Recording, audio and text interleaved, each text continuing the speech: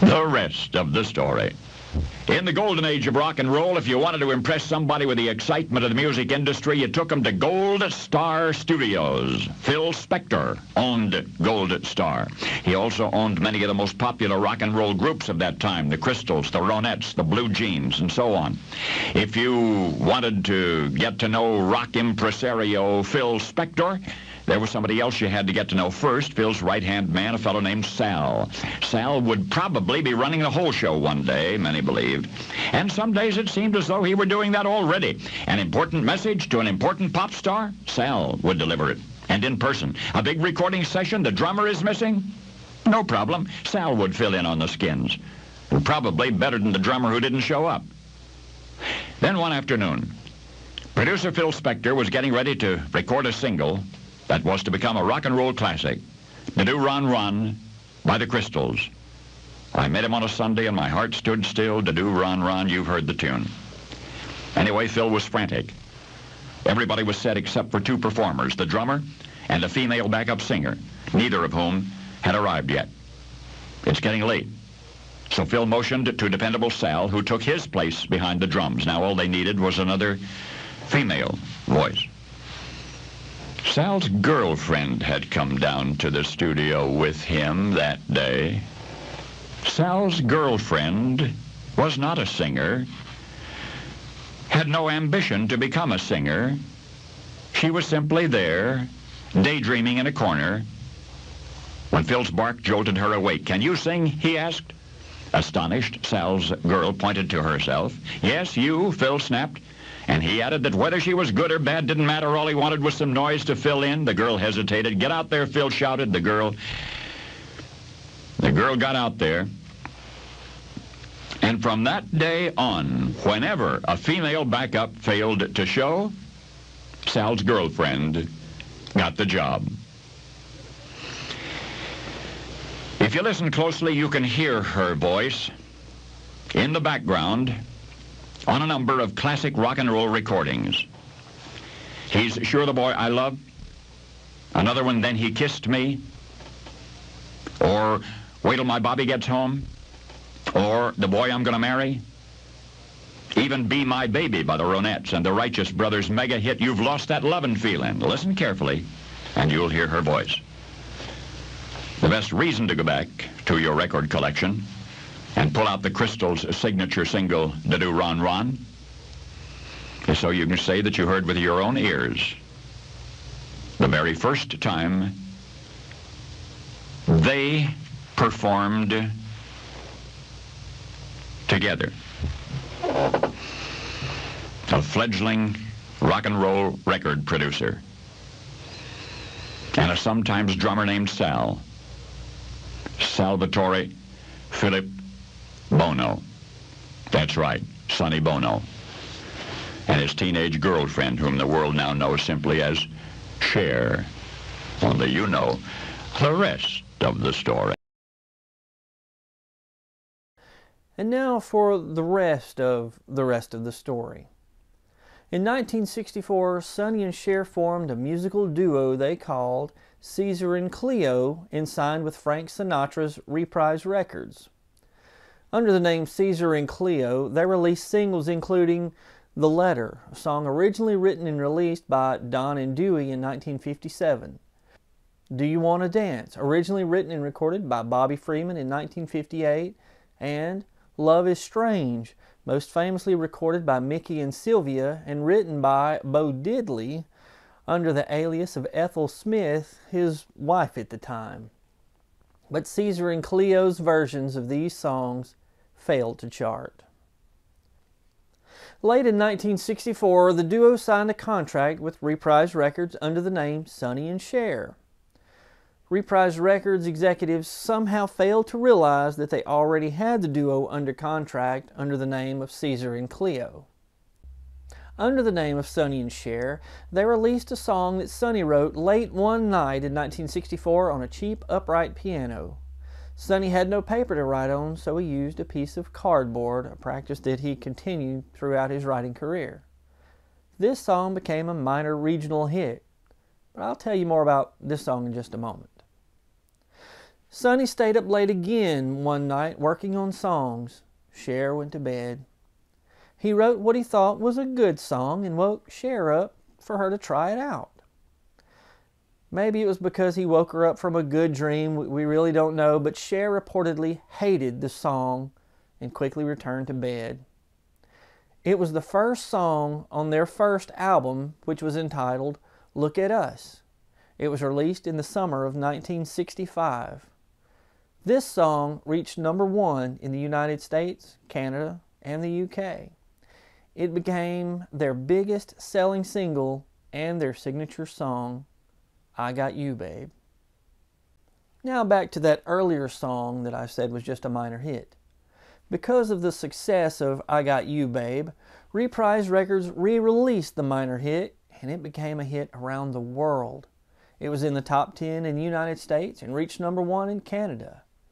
You know this song, Baby Don't Go. For 2 years, Sonny and Cher were on top of the world. In 1967, Sonny arranged for them to star in the feature film Good Times.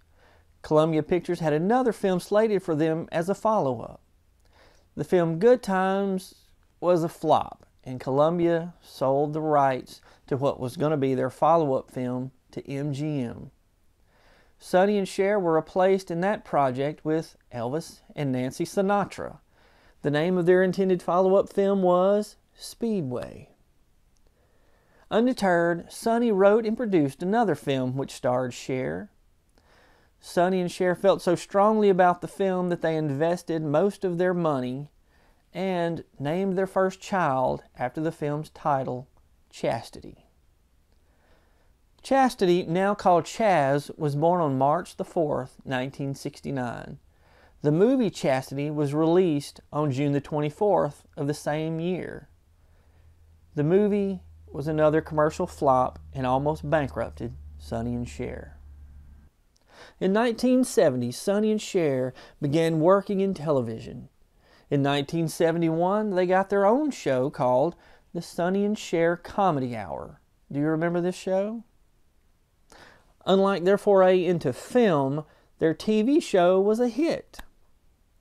But by the show's third season, Sonny and Cher's marriage was practically over. They continued the show, lived in the same house, and dated other people. What a recipe for disaster that was. Their divorce was finalized in June of 1975. That same year, Cher won a Golden Globe Award for Best Performance by an Actress in a TV series, musical, or comedy for her work on the Sonny and Cher Comedy Hour.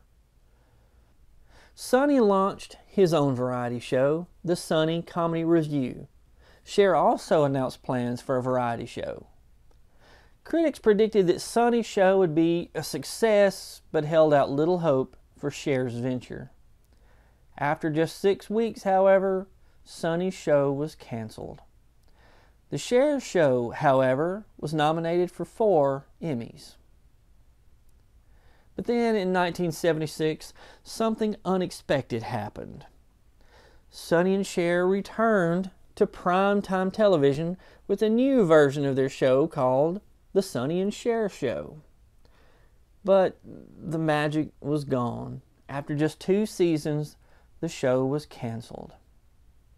Following the end of The Sonny and Cher Show, Sonny acted in films and entered politics. He became a member of the U.S. House of Representatives. Cher's career soared as well. She has won Grammy Awards for her solo work and is an Academy Award-winning actress.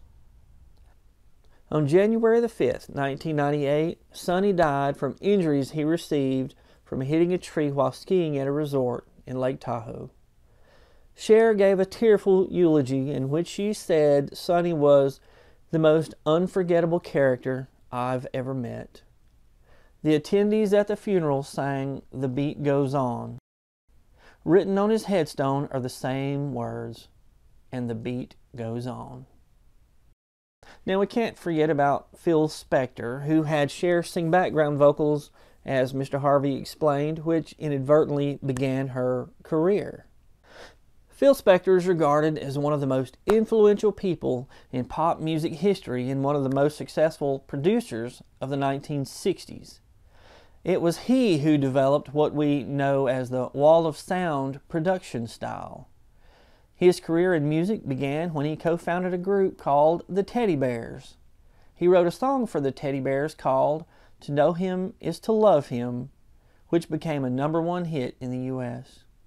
In 1960, 21-year-old Phil Spector co-founded Phil-less Records and became the youngest U.S. record label owner in history.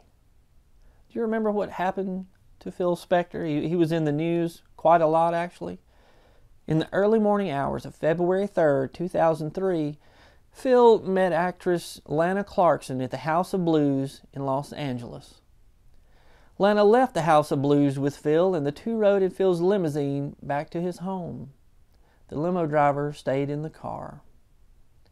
Sometime later that morning, Phil exited the house holding a gun and told the limo driver, "I think I killed someone."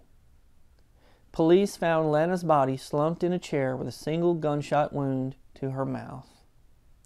Phil later told Esquire magazine that Lana's death was an accident and that she kissed the gun.